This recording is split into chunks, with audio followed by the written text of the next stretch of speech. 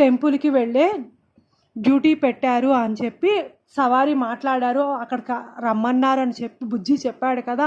అంటే next week మనకి టెంపుల్కి వెళ్తాను అన్నట్లుగా చెప్పాడు.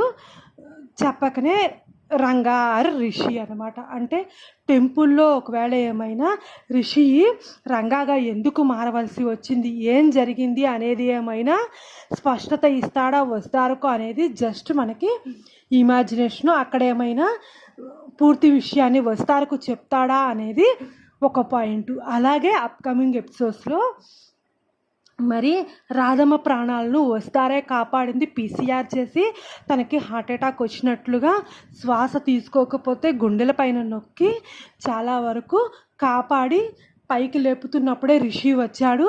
ఆ రిషి వస్తారా అంటూ పిలుస్తాడు కదా, ఆ వీడియోలో వస్తారా అంటూ